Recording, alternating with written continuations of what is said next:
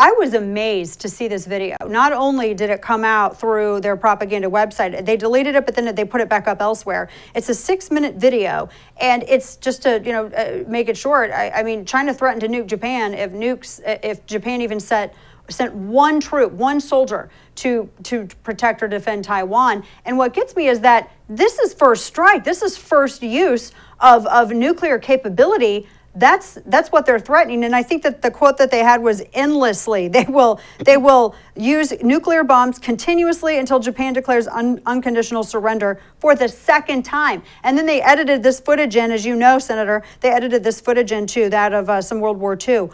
I gotta get your response on this, because this doesn't seem as though any kind of deterrence from the Biden administration is working. The Biden administration has decided that they are going to speak very softly, and they are not going to carry a stick at all when it comes to dealing with these countries. And we know that appeasement does not work. You can look at how we dealt with China during the Trump years. And Donald Trump did things that others have not been able to do. He was able to get China to the negotiating table on trade deals. We got better trade deals. He was able to deal with them on currency manipulation and to bring that back under control. He was able to deal with them on their military aggression. And now that Donald Trump is gone, it is like they know Joe Biden is not going to hold them to account. So they're very aggressive when it comes to the commercial sector. They are pushing with great power competition. They are expanding their Belt and Road Initiative. We see them pushing forward on countries on debt diplomacy. They are very aggressive in building their blue water navy. And then as they are putting ports in places like Djibouti, there in the Horn of Africa, they are co-locating a military base and putting some of their submarines and some of their ships and carriers there.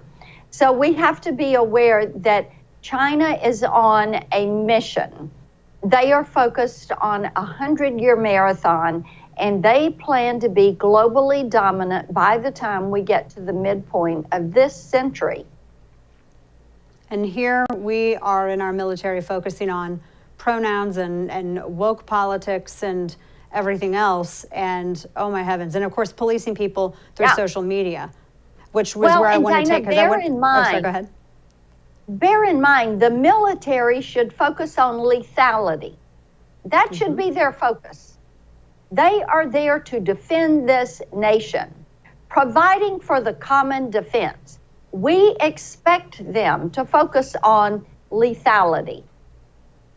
That's a great point. And military readiness, which they are clearly not doing. Right. One of the issues that you've been very outspoken about, Senator, is that of Facebook. And of course, of the technical, the social media surveillance, I guess, or babysitting of free citizens. And we had another insane soundbite today from the comms director over at the White House. This was after Jen Psaki just last week was talking about how, yes, the White House is flagging for Facebook. They're so helpfully letting Facebook know the posts that they don't like so that Facebook can take it down. And it almost sounds like that the White House is nagging them to take these posts down. And then, of course, you had the comms director for the White House today come out and say, yes, absolutely. And then expand it to conservative website, Senator.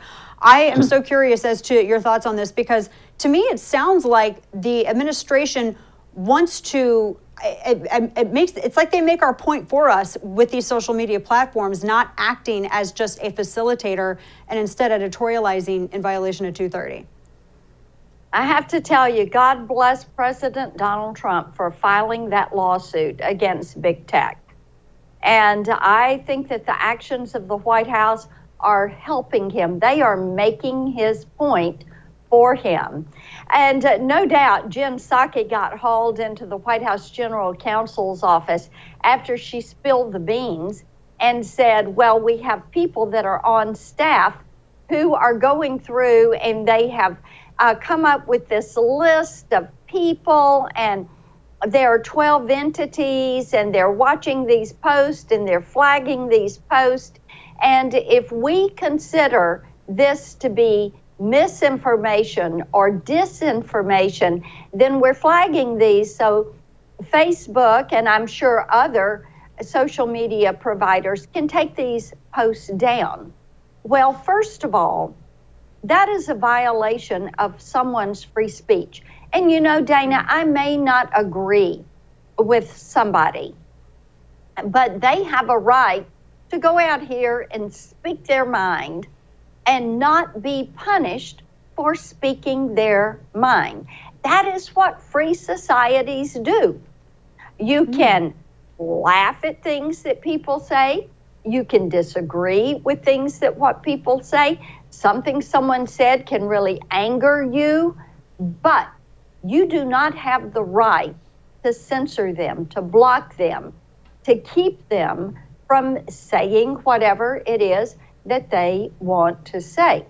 So for the White House to say, we have our target list, we are watching these, we are going to pull down these posts that we don't like, this amounts to government-approved messaging, and the government, this administration, using the full force of this administration to be the thought police or the language police. And of course, we all remember back in January, they said, well, we think we need a truth czar or a reality czar. Right. And everybody thought, oh, that's pure craziness. But look at what they've done now.